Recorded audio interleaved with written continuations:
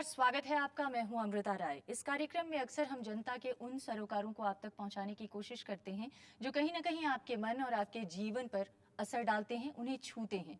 इन दिनों देश के एक हिस्से में जबरदस्त आलोड़न है, मंथन है इस बात को लेकर कि उनकी पहचान क्या है, उनके अधिकार क्या हैं और उनकी इस देश में, इस समाज में हैसियत और हिस्सेदारी क्या है। हम उत्तर पूर्व के उन 4.5 करोड़ लोगों की बात करने जा रहे हैं जो घटते विश्वास और बढ़ते डर के शिकार हो रहे हैं, जिस डर को फैलाने में तकनीक का सहारा लिया जा रहा है।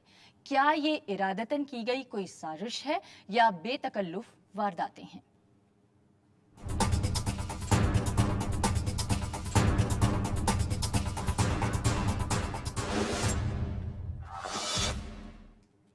और इस पर बातचीत करने के लिए आज हमारे साथ कई खास मेहमान हैं। हमारे साथ यूसुफ सईद हैं, लेखक और ब्लॉगर हैं। यूसुफ, आपका स्वागत है। हमारे साथ पी ब्रह्मा साहब हैं जो कि अधिवक्ता हैं और बोडो कम्युनिटी को बिलोंग करते हैं, आपका भी स्वागत है। हमारे साथ सईदा हमीद हैं जो कि प्लानिंग कमीशन की मेंबर हैं, आपका भी स्वागत है।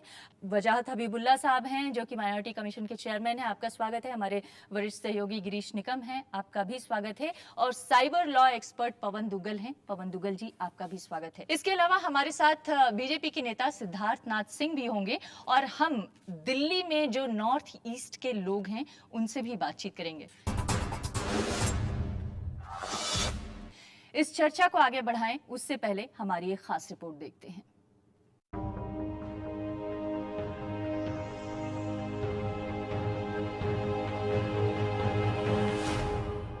भीड़ में अनजान चेहरे अपनों को तलाशते और अपनापन ढूंढते चेहरे। गौर से देखें तो हर रोज का साबका है हमारा आपका इनसे, फिर भी पराये महसूस करते हैं ये चेहरे। हमारे घरों, हमारे दफ्तरों और हमारे रहन सहन को अपने हुनर से निखारते ये चेहरे हमारे बीच रहकर भी परायेपन के एहसास से भरे हैं। ये एहसास तब ज्यादा उजागर हुआ जब ट्रेन के डिब्बों में दिल भर पैर रखने की जगह ढूंढते नजर आए ये चेहरे। जब बेंगलुरु, चेन्नई, हैदराबाद और पुणे के रेलवे स्टेशनों पर अपनों तक पहुंचने के लिए बेचैन दिखे ये चेहरे। ये उत्तर पूर्व के वो लोग हैं जो हमारे आसपास तो हैं लेकिन दिल से दूर हैं। शायद यही वजह है कि 50 पैसे का एक एसएमएस भी उन्हें डरा देता है और भेद पैदा करने वालों के लिए एक औजार बन जाता है। डायरेक्ट तो धमकी नहीं दे रहा, वही धमकी दे रहा है मैसेज थ्रू से। दोस्त ने मैसेज भेजा कि कोई यहाँ पे कुछ हादसा हुआ है, हम लोग जल्दी वापस चले जाओ। वो शहर जो तकनीक में महारत के लिए मशहूर है, वहाँ इसी महारत के जरिए मन में भेद पैदा किए गए। दहशत पैदा करने के लिए तकनीक का इस्तेमाल किया गया। बेकसूर भागते रहे और कसूरवारों को ढूंढने में कानून सुस्त रहा। हैरान कर देने वाली बात ये रही कि सरकारें तब जागी जब हजारों लोग पलायन कर चुके थे और उनका भरोसा लौटना मुश्किल हो गया। You should not fear anything. Entire state government is with you. Nothing to worry. Anything happened, anything if any problem is there, we are engaged one nodal officer. इस तरह की अफवाह मत फैलाइए। सब तरफ शांति है और सरकार ने इमीडिएट इस पर स्टेप्स ले लिए हैं। यदि कोई इस तरह की अफवाह फैलाया जाएगा और वो उसमें हम इंक्वायरी कर रहे हैं तो उससे बहुत स्ट्रिक्ट तरीके से एक्शन लिया जाएगा। बेंगलुरु, हैदराबाद, पुणे और चेन्नई कमोवेश एक जैसे शहर और एक जैसी कहानियां। तकनीक पर काबू करने के लिए सरकारें अब जाकर थोक एसएमएस और एमएमएस पर पाबंदी की बात कह रही है। जो भी इसको रूमर मॉन्गरिंग कर रहा है या जो कोशिश कर रहा है कि हाँ शायद तो ये पैदा करे ये फीलिंग ऑफ इनसिक्योरिटी या ये कुछ लोगों को इंसाइट करे, उनको भी हम पकड़ेंगे। ये भी हम लोग फॉलो अप कर रहे हैं। भय की ये लड़ाई बीते 2 महीनों में गहरी हो गई है। असम की हिंसा और उसके बाद पनपे असंतोष का नतीजा है कि झूठी अफवाहें सरकारी भरोसे पर भारी पड़ रही हैं। और आइए अब आपको दिखाते हैं इस मुद्दे को लेकर संसद में किस तरह की चिंता जताई गई। सुरक्षा की व्यवस्था के बारे में बोलने से ही नहीं होगा।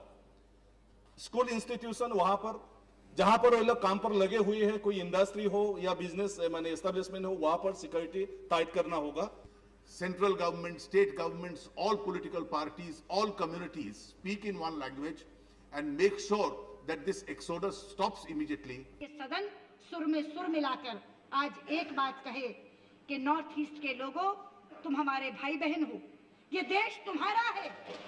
That we will do our utmost to ensure that our friends and our children and our citizens from the Northeast feel secure in any and every part of our country. पहला सवाल करना चाहेंगे दिल्ली में नॉर्थ ईस्ट के लोगों से, जो इस वक्त इतने डरे हुए हैं कि हर बार जिस तरह से वो हमारे प्रोग्राम में शामिल हुआ करते थे, इस बार उनमें से कोई भी नहीं आया। हमारे साथ अभिजीत फोन लाइन पर हैं, जो कि all SMEs students association new Delhi के जनरल सेक्रेटरी हैं। अभिजीत, आखिर क्या वजह है कि आप लोग आज इतने व्यस्त हैं? क्या कर रहे हैं आप लोग? जी, आज एक्चुअली हम लोग एक कॉन्फिडेंस बिल्डिंग का जो प्रोग्राम चल रहा है रॉबिन हिबू सर के साथ में, हम उसमें एक्चुअली आज बिजी रहे, इसलिए हम क्षमा चाहते हैं कि आज आप लोगों के प्रोग्राम में हम लोग नहीं आ पाए, मौजूद नहीं हो पाए, लेकिन दिल से चाहते थे कि आज हम आप लोगों के प्रोग्राम में शामिल हो। लेकिन जो जॉइंट कमिश्नर ऑफ पुलिस है रॉबिन हिबू सर, वो अपने पर्सनल लेवल पे मतलब जो भी अभी ये र्यूमर फैल रहा है कि लड़के भाग रहे हैं, ये हो रहा है, जिसके वजह से कुछ इफेक्ट पड़ रहा है दिल्ली में भी। सिद्धार्थ नाथ सिंह, सवाल यहाँ पर ये है कि जिस तरह से विश्वास पैदा करने की सरकारों की तरफ से कोशिशें हो रही हैं, जो दिल्ली में असम से और नॉर्थ ईस्ट से जुड़े हुए लोग हैं, वो भी अपने आप को सुरक्षित महसूस नहीं कर रहे हैं। घर घर जाकर वो ये कोशिश कर रहे हैं कि किसी तरह से कॉन्फिडेंस बिल्डिंग किया जाए। क्या आप कहना चाहेंगे, भरोसा लौटाने के लिए और क्या किए जाने की जरूरत है? देखिए, जब भरोसा और विश्वास जब निकल जाता है तो उसको वापस लाने में समस्याएं बहुत होती हैं।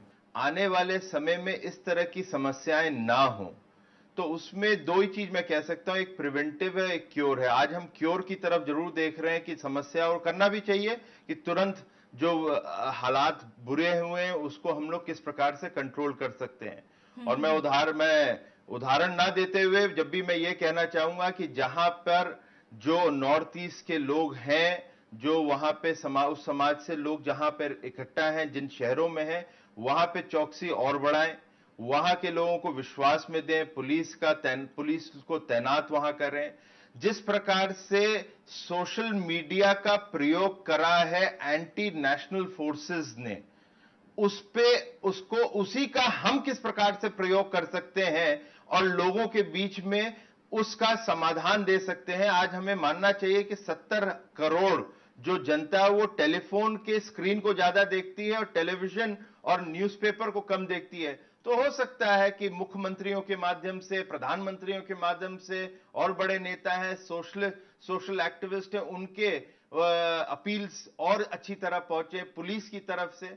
तो इस प्रकार के हमें प्रयास करने चाहिए, मगर साथ साथ जो एक प्रिवेंटिव है कि इस देश में ये हालात कैसे पैदा होते जा रहे हैं, ये जड़ें हमारी जो लोकतंत्र की हैं वो क्यों कमजोर होती जा रही हैं, उस पे भी हमें विशेष ध्यान देना चाहिए और ये मान के चलना चाहिए असम और जलेगा कहीं हमारी सरकारें वहां पे ध्यान ना देके जो इस समस्या को एक क्रिमिनल ऑफेंस की तरह देखेंगे और ये भूल जाएंगे कि समस्या अक्रॉस द बॉर्डर से जो इन्फिल्ट्रेशन है उसको रोकने की है।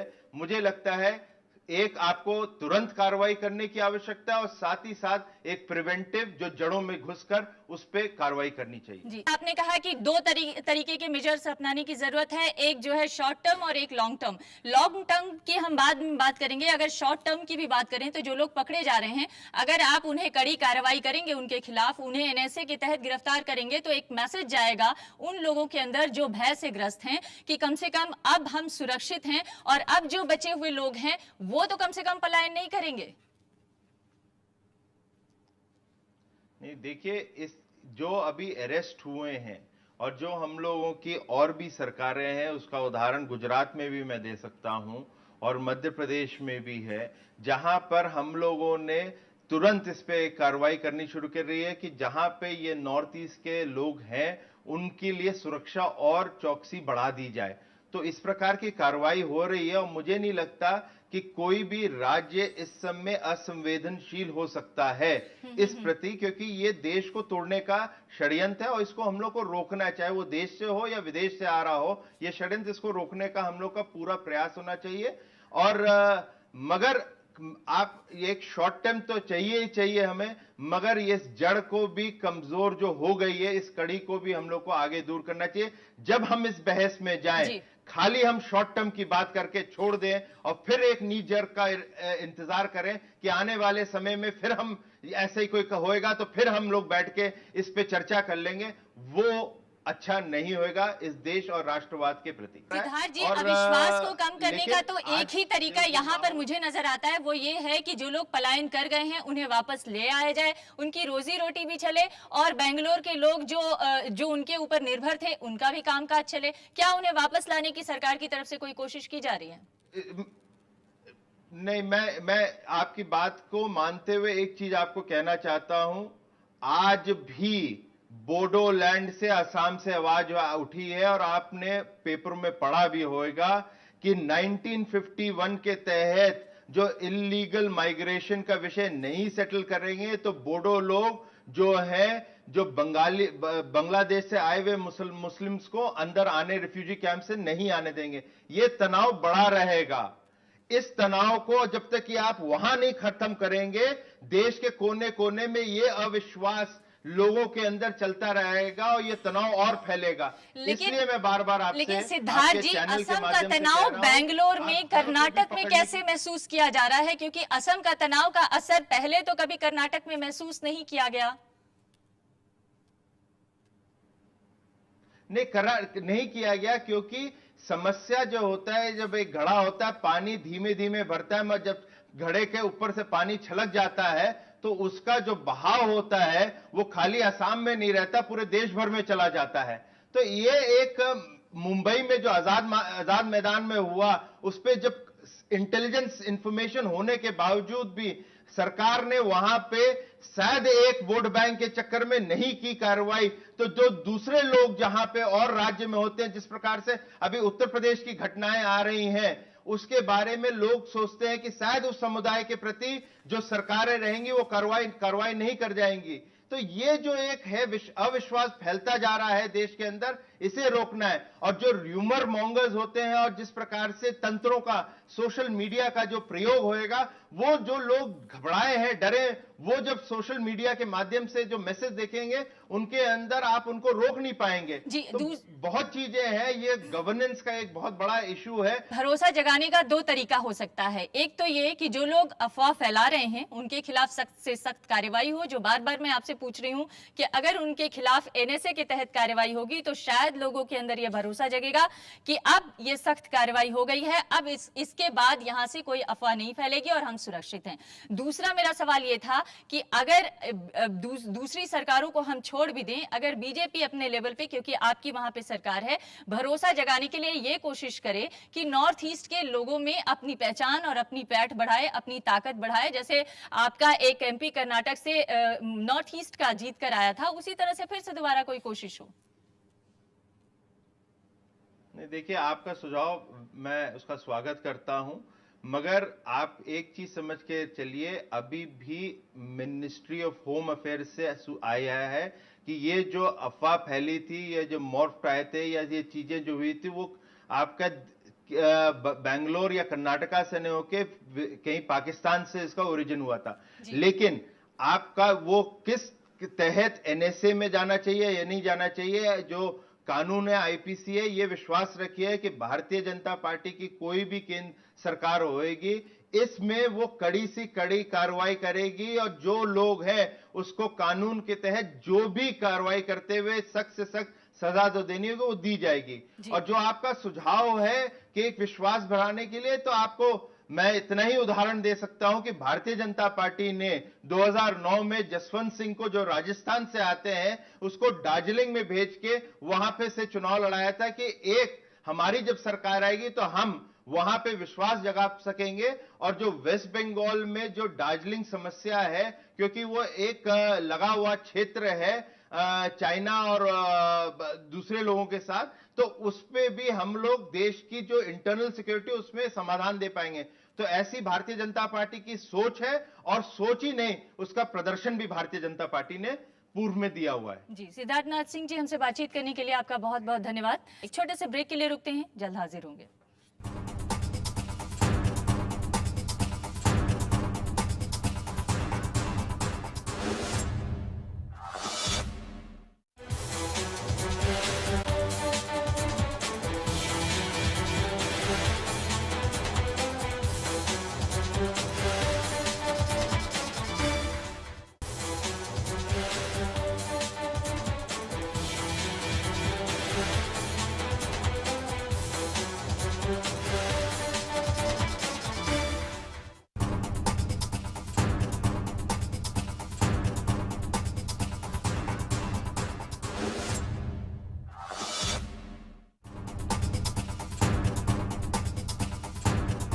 गिरीश, आप तो बहुत लंबे समय तक उस इलाके में रहे हैं जहां से इस तरह की खबरें आई कि सबसे ज़्यादा लोग शहर छोड़कर जा रहे हैं। तकरीबन 25 से 28 हज़ार लोग बेंगलोर शहर छोड़कर जा चुके हैं।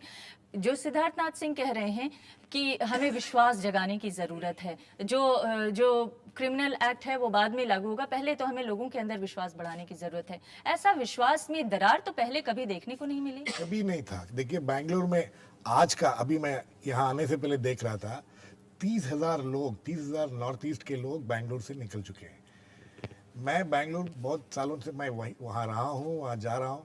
अभी मैं 2 महीने पहले गया था। मैं जहाँ रहता हूँ, मेरा जो अपार्टमेंट कॉम्प्लेक्स है, वहाँ 75% सिक्योरिटी गार्ड्स जो है सब नॉर्थ ईस्ट के हैं। बहुत सारे लोग असम के हैं, बोडोस है। और कभी किसी के मन में उन लोगों के खिलाफ कुछ नहीं था। बेंगलोर में ऐसा माहौल है कि मैं बहुत सारे नॉर्थ ईस्ट लोगों को जानता हूँ, वो सब अपने बच्चों को भी बेंगलोर भेजना चाहते हैं पढ़ाई के लिए। तो इसलिए ये पहली बार ऐसा हो रहा है। बेंगलोर में बहुत साल पहले, 25 साल पहले या 22 साल पहले तमिलों के खिलाफ कुछ प्रॉब्लम हुआ था। उसके बाद ऐसा कोई कहीं एथनिक प्रॉब्लम या रेशियल प्रॉब्लम कभी नहीं हुआ था। बेंगलोर नॉर्थ ईस्ट लोगों के लिए सबसे फ्रेंडली जगह करके माना जाता है। कर्नाटक, बेंगलोर, स्पेशली बेंगलोर, मैसूर वगैरह। तो इस बार ऐसा जब हुआ, जब मैं परसों बात कर रहा था किसी से, मेरे एक दोस्त से, वो एक एक्चुअली मुझे फ़ोन की उसने, वो बताई कि देखो अभी मेरे सिक्योरिटी गार्ड आके मुझे बोल रहा है कि कुछ लोग आके उनको पूछ रहे थे कि यहाँ का सिक्योरिटी गार्ड्स कोई असम वाले है क्या। तो इससे वो डर गए। तो मेरे दोस्त के साथ पास आके बोले कि मैडम देखिए ऐसा हो रहा है, मैं क्या करूं। तो मेरे दोस्त को भी लग रहा था मैं क्या करूं इससे मैं पुलिस से जाके पुलिस को बताऊं या खुद चुप रह जाऊं, क्योंकि अगर उसको लगी कि अगर वो कहीं किसी से बोली तो वो भी अफवाह और भी फैलेगी। इसका मतलब गिरीश, कहीं ना कहीं लोगों के मन में एक डर है और वो जुड़ाव जो सामाजिक तौर पे होना चाहिए, वो जुड़ाव कहीं दरका हुआ है, वो टूटा हुआ है। इसी वजह से एक छोटी सी चिंगारी भी बड़ा असर कर जा रही है। आपसे जानना चाहेंगे ब्रह्मा साहब। Definitely, ma'am. As you said, the rumors which has been effectively implemented there, that is the causal factor. So far you are finding see the largest amount of exodus is being taken place at Bangalore. This is the reason of that the rumors, and by the latest information which got yesterday itself, that the images, the doctor images and more images to spread the tension across the country, particularly to the people of Northeast. So I believe the main reason is that. Yusuf, आप उस चीज के गवाह हैं कि दरअसल जिसकी वजह से ये सारी बातें आ रही हैं सामने, ये दरार पैदा हो रही है, उसका कोई अस्तित्व ही नहीं है। ना तो कोई हिंसा हुई है, ना ही कोई ऐसी हेट कैंपेन है, लेकिन फिर भी कोई चीज है जो लोगों के अंदर भय, डर पैदा कर रही है। वो क्या चीज है? देखिए, मैं और वो कितना सच है? मैं काफी दिनों से देख रहा हूँ इंटरनेट के जो अलग अलग प्लेटफॉर्म्स हैं, खास तौर पर सोशल मीडिया जिसमें फेसबुक, ट्विटर और दूसरे ब्लॉग्स हैं, और काफ़ी दिनों से हम लोग ये देख रहे थे, तकरीबन 1 महीने से ज़्यादा हो गया कि जो बर्मा के बारे में कुछ इमेजेस आ रही थी फेसबुक पे ख़ास तौर पे, और लोग बता रहे थे कि देखिए बर्मा में 20,000 मुसलमानों को मार दिया है, 35,000 मुसलमानों को मार दिया, इस तरह की अफवाहें। और जो फोटोग्राफ्स हैं वो कोई भी फोटोग्राफ उसमें बर्मा का नहीं है, उसमें कोई फोटोग्राफ है जो चाइना का है। चाइना में जब एक अर्थक्वेक आया था उसमें हज़ारों लोग मरे थे, तो उन लोगों की जो डेड बॉडीज़ हैं, लाशें, उसको एक तरह से उनका अंतिम संस्कार किया जा रहा है। उसका एक फ़ोटो है, उसको किसी ने लेकर के बता दिया कि ये बर्मा में मुसलमान मारे गए हैं, और साथ में बुद्धिस्ट लामाज खड़े हुए हैं जो उनका अंतिम संस्कार कर रहे हैं। उसमें बताया कि ये इन लोगों ने इनको मारा। इस तरह के फ़ोटोग्राफ्स बहुत दिनों से चल रहे थे, और हम लोग, बहुत से हमारे ऐसे दोस्त हैं जो कोशिश में लगे हुए थे कि बताएं कि नहीं भाई ये असल फ़ोटो नहीं है, ये बर्मा से नहीं है, आप इसको इस तरह से नहीं आगे बढ़ाइए। लेकिन लोगों ने फिर भी इसको बढ़ाया और वो आगे बढ़ा, और इस तरह से नफरत फैली। लेकिन इसमें एक छोटा सा कंफ्यूजन भी हुआ है जो मैं बताना चाहता हूँ। इस पर हम दोबारा और आगे बहस कर सकते हैं कि अभी जो खबर आई है कि जो अफवाहें बेंगलोर में फैली उनकी शुरुआत पाकिस्तान से हुई थी। थोड़ा सा कंफ्यूजन है। तस्वीरें जो डॉक्टर थी, जो जिनके साथ छेड़छाड़ की गई थी, वो शायद पाकिस्तान से आई होंगी, लेकिन जो अभी रिसेंटली जो एसएमएस बेंगलोर में शुरू हुआ, जिसने ये कहा कि ईद के बाद कुछ होने वाला है, वो वहां का लोकली जनरेटेड है, वो शायद पाकिस्तान से नहीं आया है। ये थोड़ा सा मिक्सअप हो रहा है। सईदा जी, जिस दौरान ट्रेनों में भर भर के लोग जा रहे थे, उस दौरान आप बेंगलोर में रहीं। बेंगलोर में जब आप थी, उस समय का क्या अनुभव रहा आपका? देखिए, मैं पिछले हफ्ते मैं कोकराझार भी गई थी और मैंने वहाँ के हालात देखे, धुबरी भी गई थी और तकरीबन वहाँ से 2 दिन बाद मैं बेंगलोर गई। तो मैंने ये देखा कि एक चश्मदीद गवाही के तौर से मैंने देखा कि जो चीज़ वहाँ जो एक तरह से आग वहाँ लगी थी, उसका इम्पैक्ट मैंने बेंगलोर में जो देखा और पैनिक रिएक्शन भी देखा। और मैं आपको एक छोटा सा उदाहरण देना चाहती हूँ। जिस गैदरिंग में मैं थी, वहाँ एक सवाल जवाब का सेशन हो रहा था। एक लड़का वहाँ उठा और उसने कहा, और जाहिर है सवाल जवाब आखिरकार आसाम और नॉर्थ ईस्ट के बारे में हो गए थे। उसने उठ के कहा, मेरा नाम मौसम अहमद है, मेरे घर वालों ने मुझे फ़ोन करके कहा कि मीटिंग में मत जाओ, ख़तरा है, घर ही में रहो। अब आप मुझे ये बताइए कि एक मौसम अहमद जो आसामी है, वो यहाँ तो ये डर रहा है कि यहाँ लोग उसे आसामी कह के मारेंगे, मुझे आसाम बुलाया जा रहा है, और वही मौसम अहमद जब नॉर्थ ईस्ट जाएगा तो उसको और लोग मारेंगे क्योंकि वो वहाँ भी मौसम अहमद है। इतनी बड़ी ये विडंबना है, ये आयरनी है, जिसको अगर आप देखें तो एक तरह से इंसान का दिमाग के टुकड़े हो जाते हैं। और वही उसी चीज़ को हम जब देखते हैं कि पूरे बड़े बड़े मेट्रोज़ में हो रही है, और उसके सबसे जो एक बहुत ही जो बहुत ट्रैजिक पहलू ये है कि ये बच्चे नॉर्थ ईस्ट के, चाहे वो मणिपुर हो, मिज़ोरम हो, नागालैंड हो, आसाम हो, क्योंकि त्रिपुरा हो, और अब तो कुछ बच्चे नेपाल के भी, सिक्किम के भी इसी चपेट में आ रहे हैं। वो इकोनॉमी को थामे हुए हैं वहाँ की, वो लोग हताश हैं बेंगलोर में कि रेस्टोरेंट्स कैसे चलेंगे, सिक्योरिटी, जैसे अभी गिरीश साहब ने कहा, सिक्योरिटी का क्या होगा। तो एक तरह से वहाँ की एडिफिस भी क्रम्पल हो रही है, ये बेरोजगार हो रहे हैं, और मौसम अहमद की विडंबना जो है वो मुल्क के कोने कोने में एक तरह से हमको ललकार रही। वजाहत हबीबुल्लाह, जो समस्या है फिलहाल वो किस रूप में आप लोगों तक पहुँच रही है? अभी समस्या जो इस समय है, इसमें जहाँ तक कि हमारा ये अल्पसंख्यक आयोग है, उसको काफ़ी फिक्र है, क्योंकि ये हर एक जो अल्पसंख्यक है, सब किसी प्रकार से इसमें मिल गए हैं। मेरे पास हिज होलनेस दलाई लामा का एक रिप्रेजेंटेटिव आया है कि तिब्बती जो रहते हैं, और वो भी बेंगलोर में, उनको भी इस प्रकार से धमकाया गया और डराया गया, और कई वो वहाँ से निकल के चले आए हैं।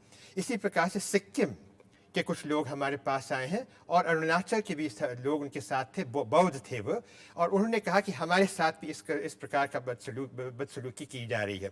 हमें ये मालूम है कि नॉर्थ ईस्ट के जो लोग हैं, उसमें से जहाँ तक कि मिज़ोरम, नागालैंड, इस प्रकार के जो प्रांत हैं, उनके लोग ज़्यादातर ईसाई हैं उनके साथ। और जो अहमद साहब के बारे में हैं, अभी सैयदा बीबी ने बताया हमें इसके बारे में, तो हमें काफ़ी फिक्र है इस बात की। और इस समय हमें इससे ये सोचना है कि उनको दोबारा सेल्फ कॉन्फिडेंस, आत्मनिर्भरता कैसे हम दे सकते हैं, और ये हमारे सामने समस्या है। अब ये अच्छा काम किया है सरकार ने, ये पा लिया है कि वो जो मॉफ फोटोज़ हैं वो कहाँ से आई हैं, किंतु ये अब प्रश्न ये उठाया है, जैसे यूसुफ साहब ने बताया, कि वो जो तस्वीरें तो वहां से आई हैं, किंतु उनको यहाँ किस तरह से फैलाया गया, किसने ऐसे किया, अब उन लोगों को आइडेंटिफाई करना, और जैसे बाकी लोग भी कह रहे हैं, सख्त से सख्त सजा देने की जरूरत है। किंतु इसमें हमें हर एक को अपनी जिम्मेदारी समझनी आवश्यक है। उसमें सबसे ज्यादा जिम्मेदारी जो है वो उन लोगों की है जो उन्हीं मोहल्लों में रहते हैं, जो उन्हीं के साथ रहते हैं, जो वहाँ के लोग हैं। प्रधानमंत्री अपील करें, कंडेम करें, मैं अपील करूं, यहाँ से आपका प्रोग्राम अपील करे, किंतु जो लोग वहाँ रहते हैं, अगर वो समझते हैं कि जो उनके जो हमसाए हैं, उनसे उनको खतरा है, तो वो क्यों रोकेंगे? पवन दुग्गल, जो सिद्धार्थनाथ सिंह अभी बोल रहे थे कि साइबर लॉ में हमारे पास इस तरह की कोई प्रावधान नहीं है कि कैसे हम आइडेंटिफाई कर सके कि कौन लोग अफवाहें फैला रहे हैं, जो SMS के ज़रिए और अलग अलग सोशल नेटवर्किंग साइट्स के ज़रिए अफवाहें फैलाई जा रही हैं, उसको रोकने का भी कोई ठोस ठोस तरीका नहीं है। आप तो साइबर एक्सपर्ट हैं, आप क्या कहना चाहेंगे? क्या इस तरह का वाकई हमारे देश में कोई ठोस कानून, कोई ठोस नियम नहीं है जिसके तहत इन लोगों को पकड़ा जा सके और सजा दी जा सके? मैं आपसे पूरी तरीके से सहमत हूँ। भारत में इंफॉर्मेशन टेक्नोलॉजी एक्ट है, भारतीय साइबर लॉ 2000 में बना था। मुख्य उद्देश्य था ई कॉमर्स को बढ़ावा देना। मुंबई आक्रमण हुए 26/11 के, और उसके 30 दिनों में संसद ने एक नया संशोधन पारित कर दिया। बहुत सारी पावर्स सरकार को दे दी, इंटरसेप्शन, ब्लॉकिंग, मॉनिटरिंग, डिक्रिप्शन, लेकिन डिजिटल मॉन्गरिंग संबंधी कोई प्रावधान नहीं दिया। एक छोटा सा प्रावधान है, 3 साल की सजा है, बेलेबल ऑफेंस है, धारा 66। हाँ, ये महत्वपूर्ण काम किया कि साइबर टेररिज्म को एक दंडनीय अपराध घोषित किया, आजीवन कारावास के साथ।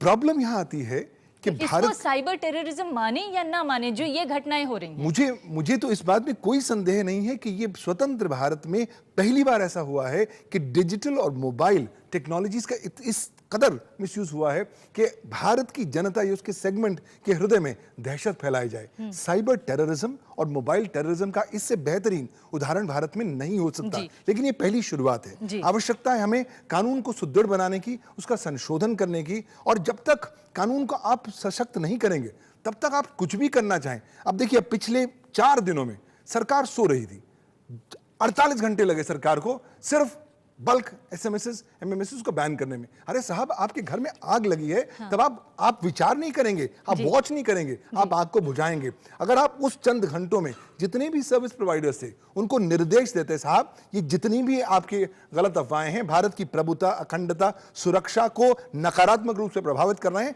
या इन्हें बंद करें या इनका एक्सेस बंद करें, तो कोई मजाल नहीं थी कि कोई सर्विस प्रोवाइडर ना करता। लेकिन क्योंकि पॉलिटिकल विल यहाँ लैक करती है, लिहाजा हमने देखा कि जो भी नुकसान हुआ वो होता रहेगा। एक छोटे से ब्रेक के लिए रुकेंगे, और जैसा कि पवन दुग्गल ने कहा कि ये टेक्नोलॉजी के जरिए फैलाया जाने वाला टेररिज्म भी कहा जा सकता है, इस अर्थ में कि जितने बड़े पैमाने पर इसका असर हो रहा है वो बहुत ही भयानक है। एक छोटे से ब्रेक के लिए रुकते हैं, जल्द हाजिर होंगे।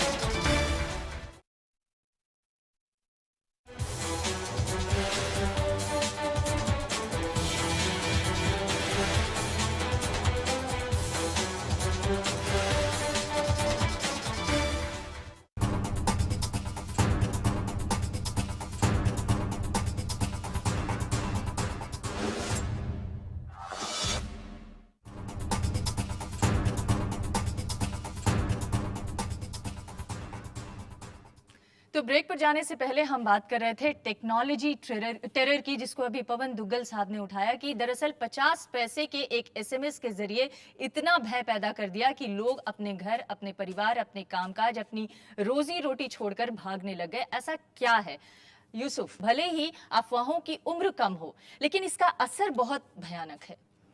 देखिए, मैं ये कहूँगा कि टेक्नोलॉजी को ही पूरी तरह से इल्ज़ाम नहीं दिया जा सकता। अफवाहें तो पहले भी फैलाई जाती थी हमेशा बाय वर्ड ऑफ माउथ या जो भी तरीके थे। टेक्नोलॉजी ने उसको आगे बढ़ाया है ज़रूर, और उसको और ज़्यादा पोटेंट बनाया है, और बहुत जल्दी से पहले अफवाहें फैलने में देर लगता था, लेकिन अब जो है विद इन सेकेंड्स आप दुनिया के किसी भी कोने में चीज़ों को फैला सकते हैं।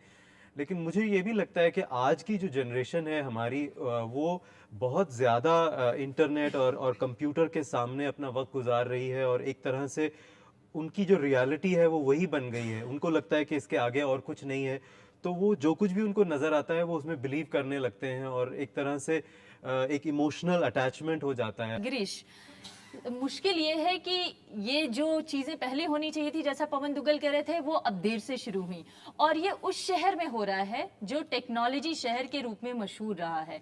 उस शहर में इस तरह की चीज़ों के पीछे क्या आपको सामाजिक संरचना किस तरह से बदलती हुई दिख रही है, और सामाजिक अगर हम कहें कि ताने बाने पर किस तरह का असर पड़ रहा है? देखिए, एक तो टेक्नोलॉजी था, एसएमएस जा रहे थे, लोग वो अफवाह फैल रहा था, लेकिन मैं जिन लोगों से बात किया, जो नॉर्थ ईस्ट के लोग जिनके बच्चे और जिनके रिश्तेदार जो बेंगलुरु में हैं, एक्चुअली पर्सन टू पर्सन ये थ्रेट्स भी हुआ है ये नहीं है कि सिर्फ एसएमएस से हुआ है। कुछ लोग, वो कैसे लोग हैं, क्या है, वो किसी को पता नहीं है। लोग जाके पूछ रहे हैं कि आप कहाँ से हो, तो उससे लोगों को डर लग रहा है। ठीक है, लेकिन दो चीज मैं इधर कहना चाहता हूँ। एक जो सिद्धार्थनाथ सिंह वगैरह बोल रहे हैं कि असम का जो प्रॉब्लम है, असम का एक प्रॉब्लम है, असम में बहुत कॉम्प्लिकेटेड प्रॉब्लम है। वो सीधा साधा सिर्फ बांग्लादेशी माइग्रेंट्स का प्रॉब्लम नहीं है, वो बहुत कॉम्प्लिकेटेड प्रॉब्लम है। सईदा जी अच्छी तरह जानती है, अभी जाके आई है, इनके रिपोर्ट में भी है। लेकिन वो एक चीज़ है। दूसरा सबसे और बड़ा एक प्रॉब्लम हमारे देश में क्या हो रहा है कि एक रेशियल प्रोफाइलिंग हो रहा है। ये जो हो रहा है बैंगलोर में, जो हो रहा है या पुणे में जो हो रहा है, एक रेशियल प्रोफाइलिंग है। हमारे ब्रह्मा साहब उधर खड़े हैं, उनका जो लुक्स है वो अलग है, हमारे तरह नहीं है। तो लोगों को लगता है कि एक, और पूरे बैंगलोर में जो लोगों को टारगेट किया जा रहा है वो सब अलग दिखने वाले लोग हैं। लेकिन हम इस देश में इतने सालों के बाद भी नॉर्थ ईस्ट के लोगों को हम अपने लोग नहीं मानते। दिल्ली में जो होता है हम देखे हैं उसको, बैंगलोर में इतना नहीं हो रहा था, लेकिन बहुत अनफॉर्चुनेट है कि वो वहां भी शुरू हो गया है। हम बोलना, ये सबको मालूम है, लोग जैसे कैसे चीनी चीनी करके बुलाते हैं उनको। हमारे देश में कितने लोग एक मणिपुरी को एक नागा से डिस्टिंग्विश कर सकते हैं? हम नहीं कर सकते। हम इतने सालों के बाद उन लोगों को हम अपने देशवासियों को हम डिस्टिंग्विश नहीं कर पा रहे। टिबेटन्स की प्रॉब्लम के बारे में कोई बोल रहे थे, देखिए आप बोल रहे थे टिबेटन्स कर्नाटक में सबसे ज्यादा है। टिबेटन्स, बहुत लोगों को कम मालूम है कि जो सेटलमेंट है मैसूर के पास एक बाइलकुप्पे करके, वो इस देश का सबसे बड़ा टिबेटन सेटलमेंट है। अगर कोई टिबेटन्स के खिलाफ कुछ शुरू हो गया तो एक बहुत बड़ा प्रॉब्लम हो जाएगा इस देश में। आखिर रेशियल प्रोफाइलिंग हो क्यों रही है? मंशा क्या है इसके पीछे? अगर हो क्यों रही है ये तो अब पता करना पड़ेगा। यही तो इंक्वायरी इन्वेस्टिगेशन करने की आवश्यकता है। ये एसएमएस जब निकलेंगे, कौन ऑथर्स थे इन एसएमएस के, और जैसे इन्होंने अभी कहा, ब्रह्मा साहब ने कहा कि उसमें प्रगति हो रही है, तब जाके ये पता चलेगा ये क्यों कर रहे हैं। किंतु फिर मैं वही बात दोहराना चाहता हूँ कि जो लोग हैं वहाँ, जो रहने वाले हैं, उनके साथ जो रहने वाले हैं, अगर एक आदमी आके कुछ धमकाए आपको कि आप कहाँ के हैं, तो दूसरा जो वहाँ के लोग हैं अगर जाए, और ये विषय फिर दिस इज पिवटल, उनको ये आश्वासन देना है उन लोगों को कि आप हमारे हैं, आप जैसे हम भारतवासी हैं वैसे आप भारतवासी हैं। अगर आप पे कोई उंगली उठाएगा तो वो हम समझेंगे कि हम पे उंगली उठाया जा रहा है, हम नहीं ऐसे होने देंगे। तभी जाके ये समस्या का हल हो सकता है। ऐसे कोई क्विक फिक्स सोल्यूशन नहीं कि आप सारे माइग्रेंट्स को निकाल दिया बाहर और समस्या हल हो गई। एक चीज मैं बताना चाहता बात नहीं होनी चाहिए। एक चीज बताना चाहता हूँ, इधर बैंगलोर में जो हो रहा है, लैंडलॉर्ड्स जो है, ये सब लोग किसी न किसी किराए पे रह रहे हैं। लैंडलॉर्ड्स का सबसे बड़ा प्रॉब्लम है। लैंडलॉर्ड्स बोल रहे हैं इन लोगों को, देखो आप लोग, हम आपके प्रोटेक्शन नहीं कर सकते। तो इसकी वजह से कुछ भी हुआ नहीं है, लेकिन लैंडलॉर्ड्स के दिमाग में यह आ गया कि 20 तारीख के बाद यहाँ दंगा होने लगेगा, इन लोगों को टारगेट करने लगेंगे, और मेरा घर जो है जिसमें ये लोग रह रहे हैं, मेरे घर भी टारगेट हो जाएगा। तो ये बहुत बड़ी प्रॉब्लम हुआ है। हैदराबाद में इसका ऑपोजिट हुआ। जब अखबार में इंडियन एक्सप्रेस में आया है, यही आया है कि वहाँ लैंडलॉर्ड्स ने जाके लोगों को कहा कि आप मुतमईन रहिए, आपको चिंता की आवश्यकता नहीं है, आप संतुष्ट रहिए, आपको यहाँ कुछ नहीं होगा। तो ये बड़ी बहुत महत्वपूर्ण बात है कि वहाँ के जो लोग हैं, वहाँ के जो नागरिक हैं, वहाँ के जो देशवासी हैं, वो जाके उनको आश्वासन दें कि आपको कोई खतरा सईदा जी, ये तो कहा जा रहा है बेंगलुरु में भी कि हम हाथ जोड़ के खड़े रहे, हमने बहुत कोशिश की और मनाया कि आप मत जाइए, रिक्वेस्ट किया, लेकिन दूसरी तरफ एक तरफ रिक्वेस्ट करते हुए हाथ दिख रहे हैं, दूसरी तरफ बाय बाय करते हुए हाथ भी उसी प्लेटफॉर्म पे हमें दिख रहे हैं, और भर भर के ट्रेनें लोग जा भी रहे हैं। तो वहाँ तो कहीं ना कहीं हम ये भी देख रहे हैं कि विश्वास दरअसल रह ही नहीं गया है। अगर विश्वास रहता तो उस अपील का कुछ तो असर दिखता। जी सही कह रही हैं आप, और मैं कुछ बहुत ज़रूरी बातें निकल के आई हैं इस डिस्कशन से। अभी गिरीश साहब ने एक बात बहुत ही डीप बात कही कि हमारे इतने यंग लोग बैठे हैं, कोई जानते हैं कि मणिपुर, नागालैंड, मिजोरम, असम, अरुणाचल, त्रिपुरा, फ़र्क क्या है? यानी 8 हमारे नॉर्थ ईस्टर्न स्टेट्स हैं, और एक स्टूडेंट ने मुझसे ये भी कहा कि आप हमको कैसे ब्लेम कर सकती हैं, हमें हमेशा अपने टेक्स्ट पढ़ाए जाते हैं, किसी ने हमें भारत की डाइवर्सिटी के बारे में बताया जब हम स्कूल में थे तो आप हमें कैसे जो इस तरह के आपने जो लफ्ज़ इस्तेमाल किए, जो उनके लिए डेरोगेटरी लफ्ज़ इस्तेमाल किए जाते हैं, यानी मैं क्योंकि मैं बहुत कोशिश करती हूँ कि मैं अपने स्टाफ में एक डाइवर्सिटी इंडेक्स लगाए रखूं। तो मेरे यहाँ नॉर्थ ईस्ट के बच्चे, मिजोरम के, नागालैंड के बच्चे काम करते हैं और मैं देखती हूँ कि और लोगों का रवैया। मगर उसके साथ मैं एक बात आपने एक और बहुत ज़रूरी बात कही, आपने ताना बाना की बात कही। और ये हमारा जो ताना बाना है, मुझे बार बार एक बहुत मशहूर शायर हैं गोपाल दास नीरज थे, अब तो नहीं रहे, उनका एक गाना था, ये कौन चित्रकार है। उन्होंने तो भगवान के विषय में कहा था, अगर हम देखें कि ये जो हो रहा है कि इससे किसको फायदा है, दोनों तरफ के फंडामेंटलिस्ट फोर्सेस जो हैं वो इसका जो फायदा है वही इसका फायदा लूटेंगे।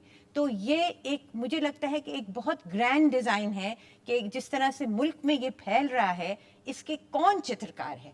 तो जो इन्वेस्टिगेटिव एजेंसीज हैं उनको बहुत डीपली जाके देखना पड़ेगा और उसके क्विक फिक्स सोल्यूशन जो है, यकीनन वजाहत साहब ने सही कहा, इसका कोई नहीं है। मगर इस वक्त जैसे अभी पवन साहब ने कहा और यूसुफ साहब ने कहा कि जिन लोगों को आइडेंटिफाई किया गया है, अगर उनको एग्जेम्पलरी तौर से, इसने ढीले ढाले तरीके से नहीं, मगर उनको एग्जेम्पलरी तौर से सख्त दंडित किया जाए, तो हमारे मुल्क में जो इस वक्त जो हमारा ताना बाना जो बिखर रहा है, यकीनन उसके लिए बहुत एक फ़ायदेमंद स्टेप साबित होगा। जी, एक मिनट में एक और चीज़, मीडिया का रोल के बारे में भी थोड़ी एक ही चीज़ बताना चाहता हूँ। मैं परसों पढ़ रहा था, एक बड़े अखबार है, दिल्ली के अखबार है, इंग्लिश अखबार है, नहीं जो लोग जैसे जानते नहीं का डिस्टिंग्विश करना इतना मुश्किल, अखबारों में भी ऐसा होता है। परसों मैं पढ़ रहा था एक बड़े अखबार में, वो एक लड़की के बारे में बोल रहे हैं, मणिपुरी है करके बोल रहा है और दिमापुर करके बोल रहे हैं। They don't realize that Dimapur is not in Manipur, Dimapur is in Nagaland. Media is creating this kind of confusion. Media itself is confused about all this thing. Problem है आगे हमने क्या करना है। कुछ मुझे मैसिव कदम नजर आते हैं। पहली बात, कानून का संशोधन करें। इस तरह की डिजिटल रूमर मॉन्गरिंग को सख्त से सख्त सजा होनी चाहिए, कम से कम 7 से 10 साल, कम से कम फाइन जो होना चाहिए 10 से 20 लाख रुपए होना चाहिए। दूसरी बात, मुझे लगता है जो आपका इफेक्टिव लॉ है इंटरमीडियरी को लेकर, जो भारतीय साइबर लॉ डिफाइन करता है, उसको आपने बिल्कुल नहीं टच किया है। ये चाहे फेसबुक हो, चाहे ट्विटर हो, ये सब अमेरिका में स्थित कंपनियां हैं। इन्हें भारतीय सरकार कहती है साहब आप ये करो, वो कहते हैं अच्छा जी हम सोचते हैं। मतलब जो सेंसिटिविटी भारतीय सोवरेनिटी की तरह होनी चाहिए वो नहीं होती। तो इंटरमीडियरी की जो हमारी कानूनी प्रावधान है उसको सरकार इफेक्टिवली इंप्लीमेंट नहीं कर रही।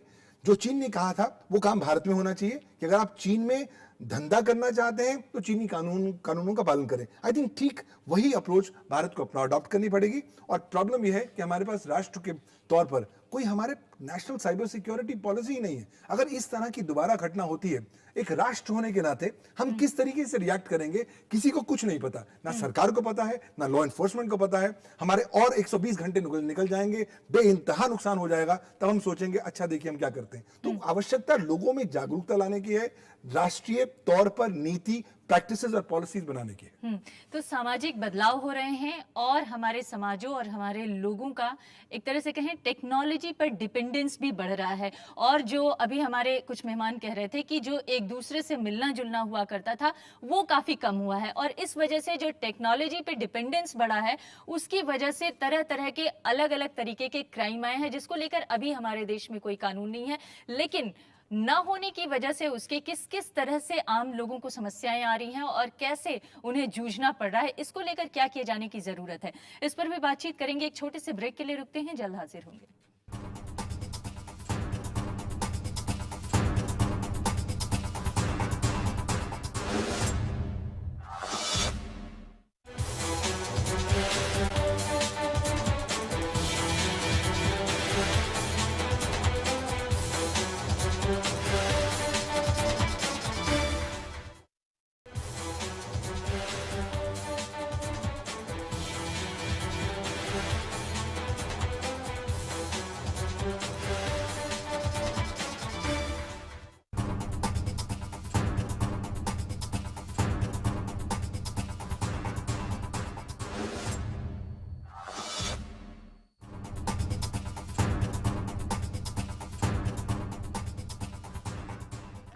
और इस सेगमेंट में हम बात करेंगे जनता से, उसके सवालों का जवाब लेंगे हम यहाँ पर मौजूद मेहमानों से। लेकिन उससे पहले हम चलते हैं जाजू मेटे के पास, जो कि पूर्व अध्यक्ष अरुणाचल प्रदेश महिला आयोग की हैं। जाजू, आपका स्वागत है। 2 दिनों पहले हम आपको सुन रहे थे जब आप ये बता रही थी कि आपका बेटा बेंगलोर में है और आप बहुत चिंतित हैं। क्या आपकी चिंता अब कम हुई है? एक तो निश्चिंत इस बात के लिए है कि मेरे बेटे घर पहुंच गए हैं। इसका मतलब आपको वहाँ की सरकारों के जरिए जो भरोसा दिलाया जा रहा था उस पर भरोसा हुआ नहीं? हमारे सरकार के ऊपर जो भरोसा है वो एक जगह है, दूसरी जगह हमारे अपने बच्चे की सेफ्टी के लिए हमारे जो कंसर्न है वो भी दूसरी बात है। और फिर वहाँ जो बच्चे हमारे हैं उनको अगर सेफ नहीं लग रहा है सरकार के एश्योरेंस के बाद भी, तो मैंने जायज समझा कि बच्चे को घर वापस लेकिन आने आपके देना बच्चे को चाहिए। क्यों नहीं वहाँ पर सेफ लग रहा है? क्या परेशानियां हो रही हैं उन्हें? क्योंकि उनके अपने जो फ्रेंड्स हैं उन लोगों को थ्रेट्स दिया जा रहा है, और दूसरी जगह कुछ लोग समझा रहे हैं कि हाँ जो समझदार है वो तो समझेंगे, लेकिन ऐसे ना समझ लोग हैं, कुछ जो समझना नहीं चाहते हैं ऐसे भी लोग हैं। तो क्या आपको लगता है कि ये जो विश्वास है ये वापस लौट कर आएगा, और जब वापस लौट कर आएगा तब आप अपने बच्चे को भेजेंगी वहाँ पर फिर से काम करने के लिए, पढ़ाई करने के लिए? इनको तो जाना तो पड़ेगा, पढ़ाई तो करना है जी। हाँ, अभी ट्रस्ट की जो बात है वो बहुत लेवल्स पे हम लोगों को काम करना पड़ेगा। सईदा, अभी आपने जाजिम को सुना, ये एक माँ की, एक गार्जियन की चिंता है। वहाँ पर उनके बेटे के साथ कोई दुर्घटना नहीं हुई, लेकिन उनकी चिंता ये है कि उनके दोस्तों को जिस तरह से धमकाया जा रहा है कहीं वो उनके बेटे के साथ ना हो जाए। ये चिंता को दूर करने के लिए क्या किए जाने की ज़रूरत है? कैसे विश्वास लौटे?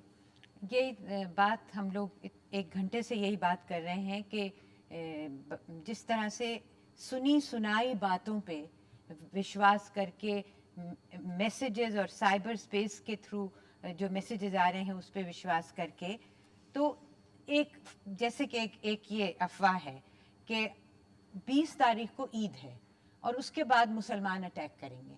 मैं बात बिल्कुल खुल के कहना चाहती हूँ क्योंकि वक्त कम है और इससे कोई फ़ायदा नहीं कि हम बात को ढक के रखें। तो ये एक ऐसी अफवाह है कि जो एक इमेज बन गया है इस्लाम और टेरर का, उसमें वो ठीक फिट बैठती है।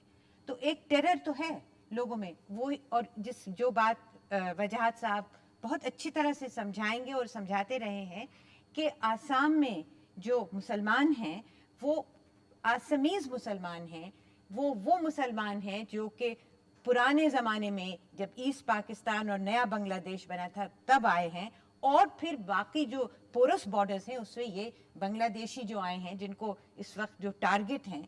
मगर मुझे ये याद है कि 1990s में, और मैं बात बहुत खुल के कहना चाहती हूँ, उस वक्त मेरे एरिया में, मैं एक बहुत मुस्लिम कॉन्सेंट्रेटेड एरिया में रहती हूँ, उस वक्त मदन लाल खुराना ने एक बहुत बड़ा ऐलान जंग किया था, सबको याद होगा। इट वाज अगेंस्ट, जिन्होंने कहा था ऐलान जंग बांग्लादेशी इन्फिल्ट्रेटर्स के खिलाफ। तो ये बहुत पुराना एक चीज चली आ रही है। इस साजिश के बिल्कुल इस साजिश की बुनियाद तक पहुंचना चाहिए कि ये कहां से चीज उभर के आ रही है। एक ऑर्डिनरी सिटीजन्स का जो रिस्पॉन्सिबिलिटी है इन सब चीज़ों के बारे में, इसके बारे में भी चर्चा करना, बात करना, सब लोगों को समझना बहुत ज़रूरी है। देखिए ये सब क्यों हो रहा है, मैं रोज़ पिछले कुछ दिनों से मैं फेसबुक पे, सोशल मीडिया पे देख रहा हूँ, तो प्रॉब्लम क्या हो गया है, ये टेक्नोलॉजी आ गई है, मोबाइल आ गया है, फेसबुक आ गया है, ट्विटर आ गया है, ये फॉरवर्ड करने का जो भी आता है उसको फॉरवर्ड कर दो, बिना सोचे बिना समझे इसका असर क्या होगा, इसके किसके ऊपर क्या असर होता है, ये हम सोचते नहीं है। ये हर एक आदमी इस देश में जो ये सोशल मीडिया यूज़ कर रहा है या टेक्नोलॉजी यूज़ कर रहा है, ये किसी को भी फॉरवर्ड करने से पहले 2 मिनट सोचना चाहिए कि इसका असर क्या है। प्रॉब्लम ये हुआ है कि लोग फॉरवर्ड करने से पहले कोई सोचते नहीं है, इसका असर बहुत।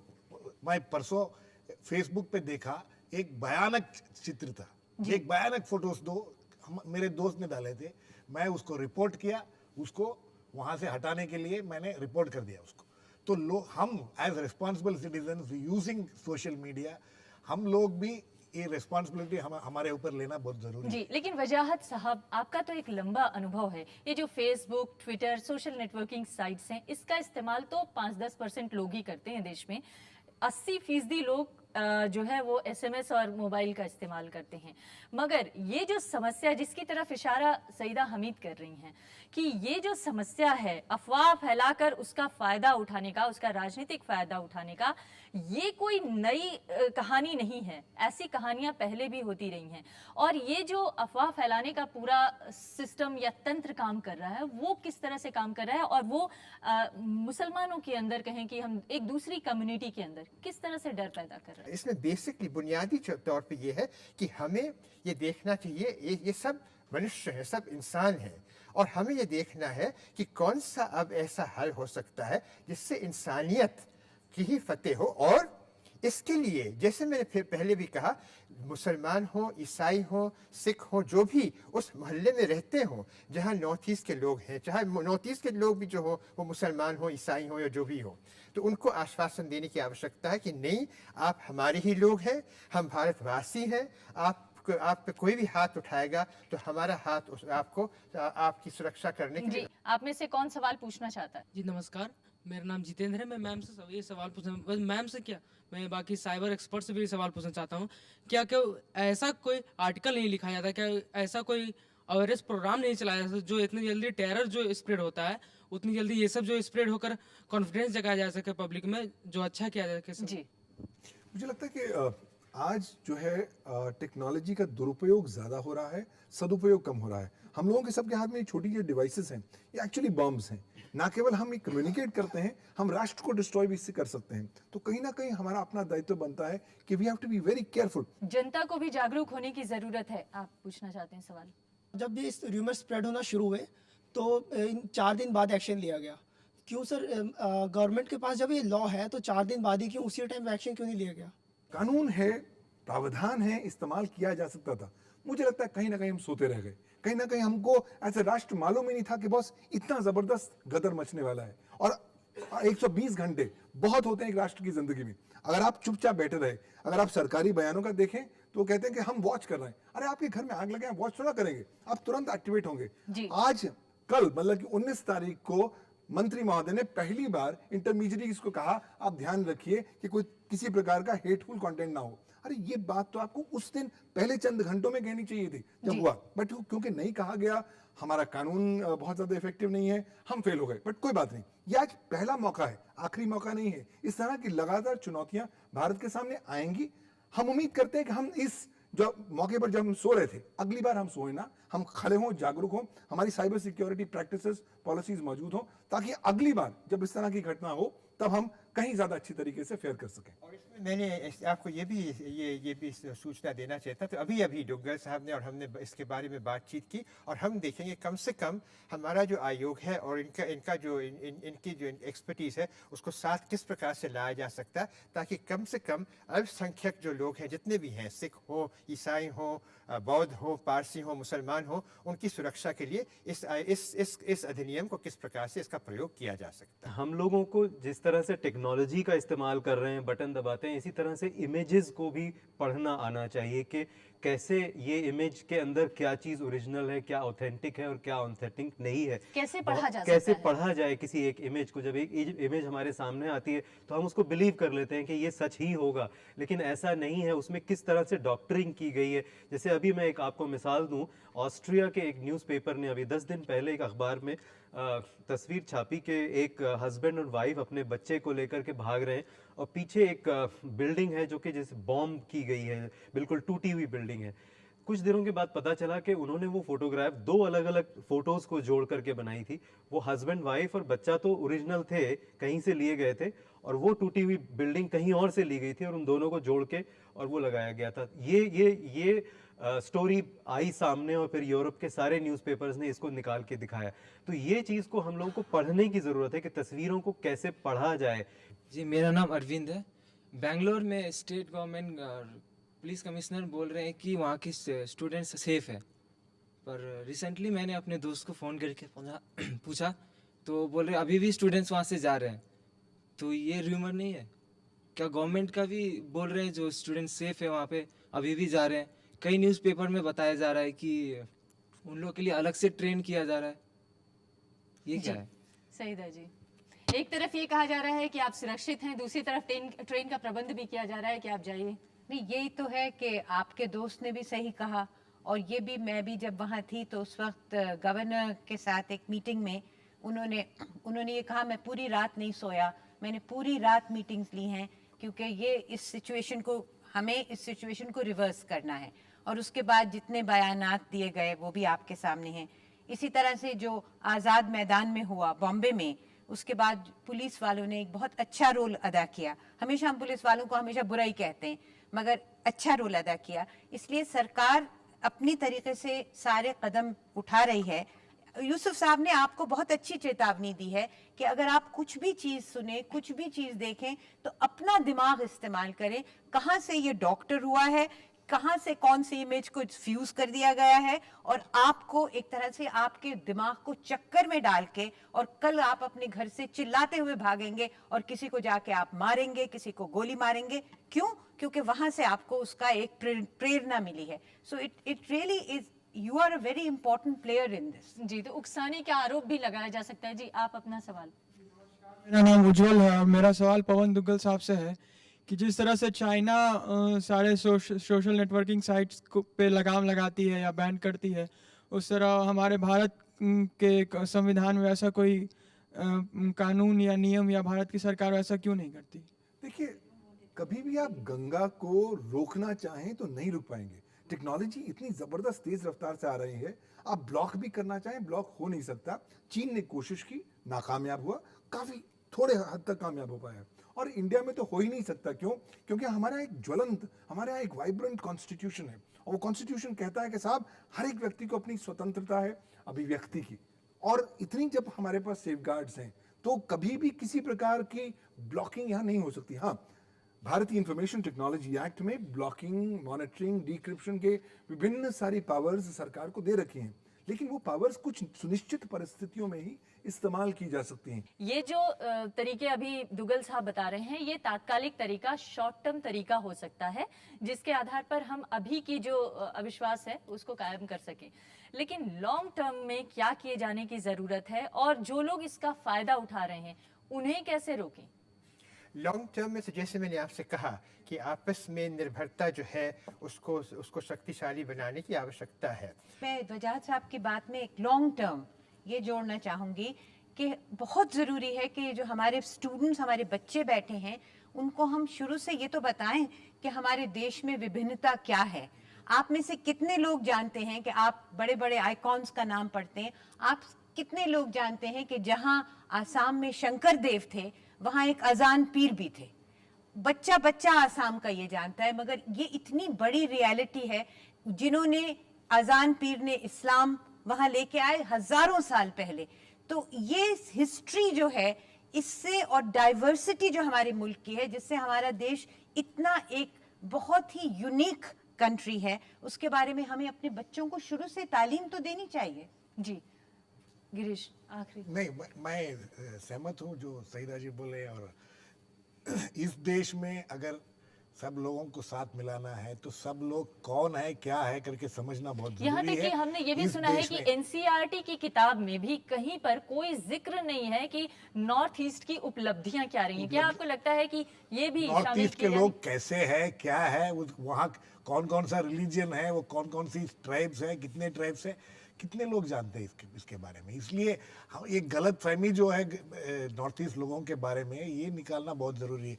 असम का प्रॉब्लम एक है, और दूसरा रेशियल प्रोफाइलिंग जो हो रहा है वो बहुत बड़ी समस्या है, और यहाँ खत्म हो जाएगा मैं नहीं समझता। My message through these months is that our brothers, those who are involved in anti-national or anti-social activities, they should know it, think it, realize it. We are losing three things simultaneously. That three things are human resource, precious time, and money.